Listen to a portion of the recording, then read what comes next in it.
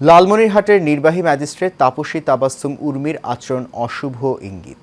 প্রশাসনে থাকা আওয়ামী দোসরদের মহানুভবতা দেখানোর সুযোগ নেই বলে মন্তব্য করেন বিএনপির সিনিয়র যুগ্ম মহাসচিব অ্যাডভোকেট রুহুল কবির রিজভী। গুলশান 2 গোল চত্বর থেকে ডেঙ্গু প্রতিরোধে সচেতনতামূলক লিফলেট বিতরণের সময় এসব কথা বলেন তিনি। বিস্তারিত দেখুন মন্ডলের আমার রিপোর্টে।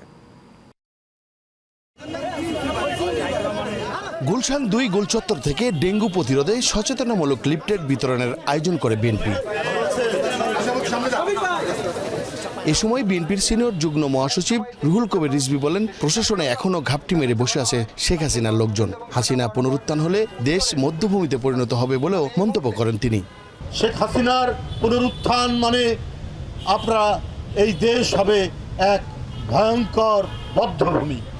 এই ভয়ঙ্কর বদ্ধভূমির যাতে তৈরি না হয়, তাই অন্তর্বর্তীকালীন সরকারকে অবিলম্বে প্রয়োজনীয় সংস্কার সম্পন্ন করে অবাধ ও সুষ্ঠু নির্বাচনের দিকে নিয়ে যেতে হবে।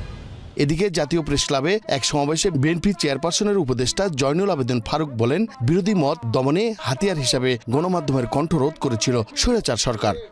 বৃষ্টিতে ভিজে আপনারা সংবাদ সংগ্রহ করেন, রোদে আজকে পুড়ে সংবাদ সংগ্রহ করতেন।